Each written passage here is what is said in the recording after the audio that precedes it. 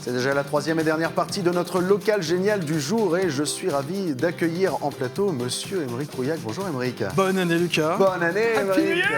Happy New Year. Comment vas-tu? Très bien, quand je suis avec toi, j'ai la banane. Oh là là. Mais quel faillot. Je fais mal les cheveux. Attends, comment on fait pour durer? C'est fou, hein, c'est fou. Révèle pas les ficelles. C'est sincère en plus. Bon, dans quelques instants, tu nous présenteras non pas un, mais des objets absolument exceptionnels. J'ai hâte d'en entendre parler. Mais avant, on a commencé à parler marionnettes. Je me tourne vers vous, Frédéric, parce qu'on va continuer à parler marionnettes. Vous êtes le directeur d'Avec ou Sans Fil. C'est une biennale, c'est un festival centré sur la marionnette, évidemment. On l'aura compris.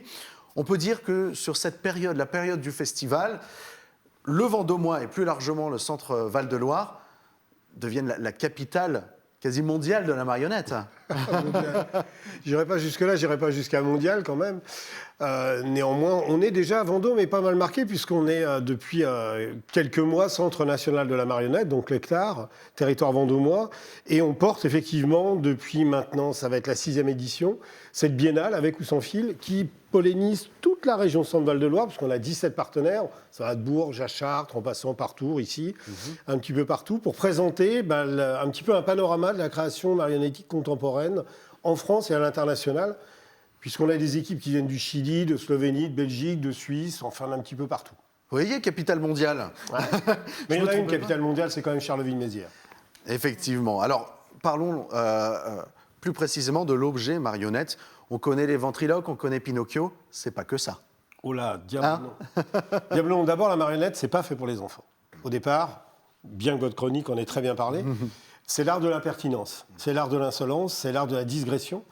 Et c'est aussi, avant tout, dans la marionnette contemporaine, comme on l'a depuis la fin du 19e, mais particulièrement depuis le milieu du 20e siècle, c'est un art total, un art entier, c'est la rencontre entre les arts plastiques, la dramaturgie théâtrale, la littérature, la poésie visuelle, la scénographie et la musique. Donc pour moi, c'est assez proche de l'opéra. C'est un art plein et entier et qui épouse toutes les thématiques, qui absorbe absolument tout, qu'on soit sur des thématiques conceptuelles, des thématiques sociétales, politiques, environnementales et autres. Aujourd'hui, les créateurs dans la marionnette, qui sont majoritairement des femmes en France d'ailleurs, s'emparent de tous ces sujets et pour nous proposer des œuvres totalement différentes.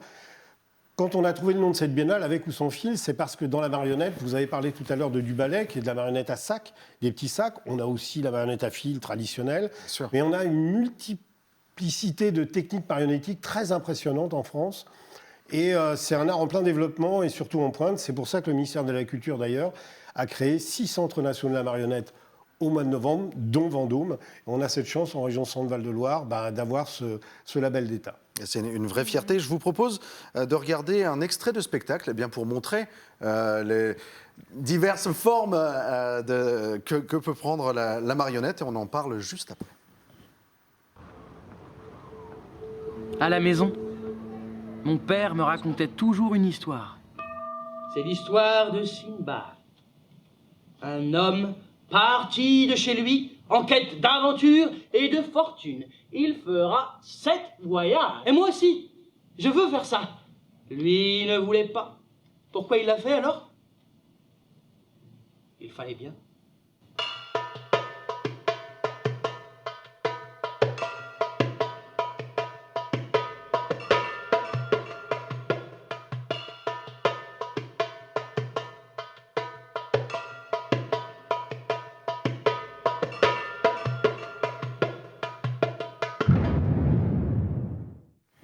Là, c'est typique. On a plein de formes, quelques secondes, plein de formes.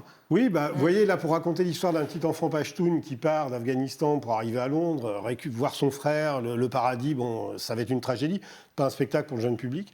On voit différentes techniques marionnettiques. Le livre pop-up, l'ombre, la marionnette portée, la mopette. Et c'est ça la grande richesse dans la marionnette. Et la marionnette, c'est la forme animée. Et ce que j'aime souvent à dire, c'est que la marionnette, ça exprime l'indicible instant entre la vie et la mort.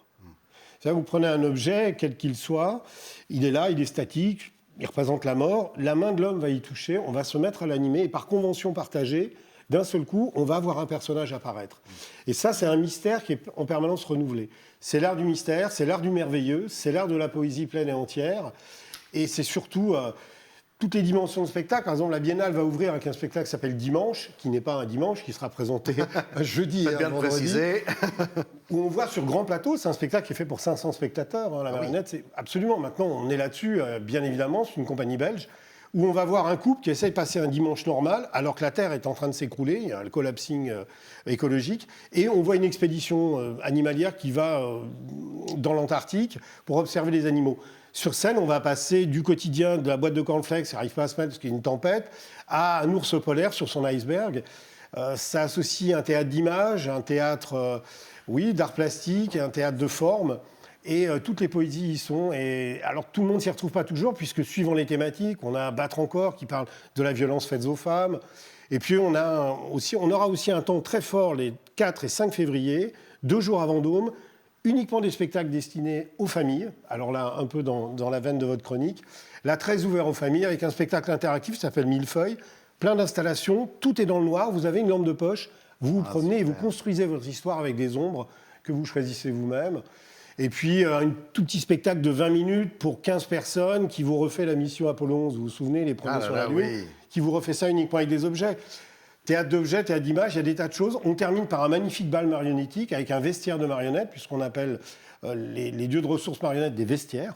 Un vestiaire de marionnettes, à peu près 90 marionnettes, avec un orchestre Kelsmer en live, une grande fête, un show et de la danse. Et puis un spectacle qui me tient particulièrement à cœur, Tchaïka, une Chilienne, Bélarusse, qui nous raconte la marionnette hyper réaliste. Vous êtes très troublés, vous ne savez plus qui est la marionnette, qui est la marionnettiste. Seule en scène, très grand plateau, l'histoire d'une comédienne qui interprète son dernier rôle dans La Cerisette de Tchekhov. Oui, effectivement. Quel talent, ça donne envie d'y aller. Hein. C'est ce que j'allais dire. J'ai envie de voir tous les spectacles. Oui, effectivement, c'est tellement vivant. Comme le fait d'en parler comme vous faites, c'est tellement... Il y en a pas mal, 37 spectacles.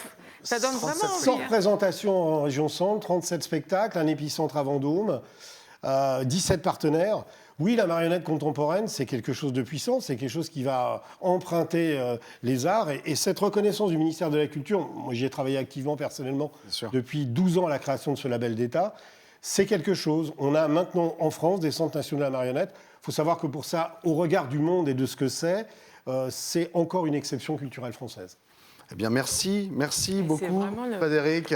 Alors là, si ça ne vous donne pas envie d'y aller, on ne peut plus rien faire pour vous, chers téléspectateurs. J'ai fait ce que j'ai pu. Allumer la télé. C'est vrai, non, mais c'est vrai que c'est génial. Pour plus d'informations, rendez-vous sur le site internet qui est indiqué au bas de votre écran, évidemment, lectar.fr. On a tous les spectacles, on peut réserver. On montre tous les spectacles avec plein d'images rapides et vous aurez toutes les esthétiques et toutes les tendances. C'est absolument formidable. Merci beaucoup, Frédéric. Émeric, toi, tu ne nous présentes pas de marionnettes, mais d'autres objets fabuleux. C'est parti pour les assoiffés de culture.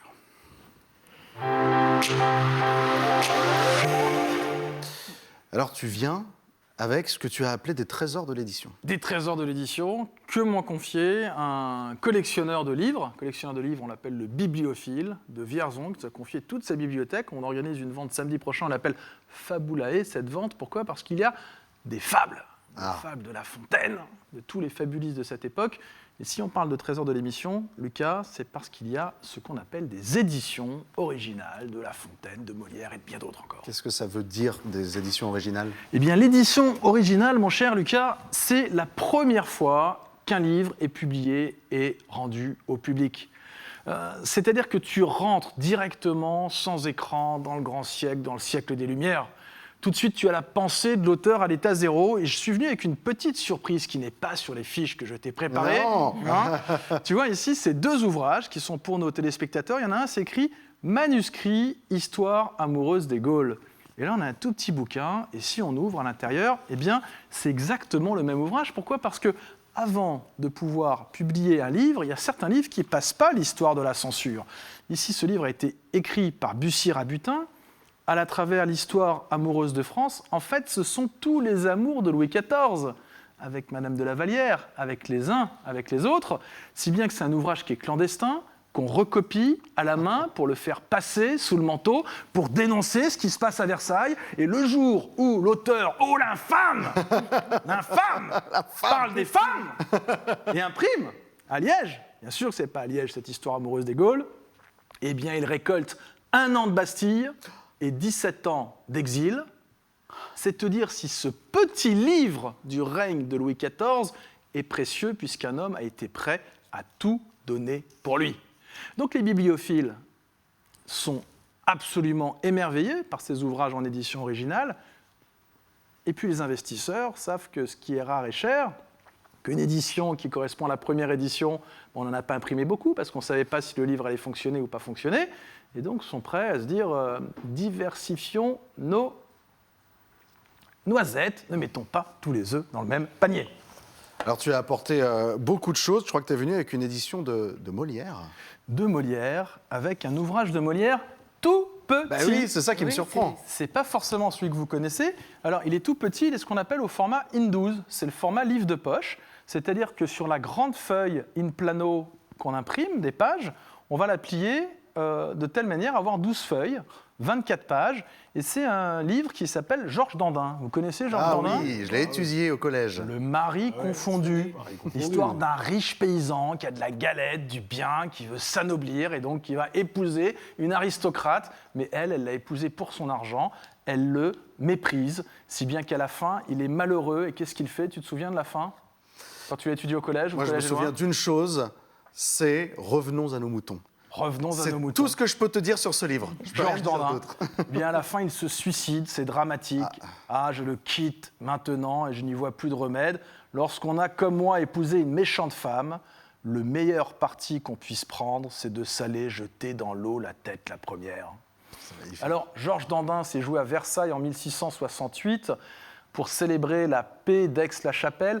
Organiser cette représentation de théâtre, ça représente le 18 juillet 1668 un tiers du dépense annuelle pour Versailles.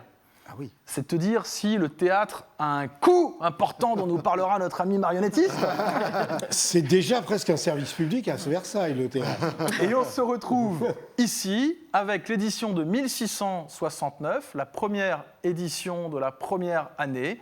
Et c'est un petit ouvrage qui vaut entre 300 et 500 €, édition originale de Molière. Ça vaut pas plus cher que ça, une édition originale alors Alors, en réalité, il y en a certains, effectivement, qui valent davantage. Tu as raison, Lucas, tu as raison. C'est pour ça que, pour me rattraper, je suis venu, je ne sais pas si vous voyez, avec ces 8 ouvrages qui sont ici, qui sont des ouvrages de Molière, toujours. Alors, ils sont dans un beau maroquin, rouge, avec les armes d'un marquis. On sent que la reliure, elle, est aussi assez spectaculaire. C'est une édition de 1682, et c'est une édition qui est extrêmement recherchée. Pourquoi ? Parce que les libraires Denis Thierry et Claude Barbin étaient des grands amis de Molière, des amis intimes. Dans cette réunion d'ouvrages, il y a 6 pièces qui sont imprimées pour la première fois, dont le Don Juan. Et ce qu'on retrouve ici, c'est qu'en plus des pièces, on a des figures magnifiques. Ici, l'amour médecin, qui nous donne des indications sur le costume, sur les indications de scène. Et si bien que dans ce livre, avec les avertissements qui précèdent chacune des pièces, on est capable de rejouer Molière comme Molière l'avait voulu lui-même. Et donc quand on a des éditions comme celle-ci, un peu plus prestigieuses, pas seulement une pièce, mais d'autres, les prix peuvent grimper et on peut monter jusqu'à 4 à 6 000 €. Effectivement. Davantage. C'est davantage. Tu casses ton PEA, mon ami. Rapidement, tu m'as parlé aussi de La Fontaine. Est-ce que... Moi, j'aime bien La Cigale et la Fourmi, par exemple. Est-ce que tu as ça pour moi ? La cigale ayant chanté tout l'été se trouva fort dépourvu lorsque la vie fut venue. Je ne suis pas venu avec une édition originale de La Fontaine, mais une des plus belles éditions de La Fontaine. Elle date un siècle après sa mort. C'est l'édition qu'on appelle des Fermiers généraux. On est en 1762. Et même chose, on va retrouver des illustrations tout à fait splendides. Une qualité de papier, on appelle ça le tirage de tête. On utilise un papier d'Auvergne, une qualité extraordinaire pour imprimer les premiers livres. Les fermiers généraux, ce sont les hommes les plus riches de l'époque, c'est eux qui collectent l'impôt pour pouvoir ensuite le reverser au roi. Leur mécénat, c'est entre autres d'éditer La Fontaine. Ça, c'est un rêve de bibliophile. Là, c'est Joconde, je t'ai pas retrouvé La Cigale et la Fourmi. Et c'est un ouvrage que tu retrouveras samedi prochain dans cette vente Fabulae avec plein d'autres. On y retrouvera aussi une grande encyclopédie, des ouvrages qui ont appartenu à la marquise de Pompadour, des ouvrages qui ont valu à leur auteur, comme je te l'ai dit, la Bastille, le bagne. Venez, vous êtes les bienvenus.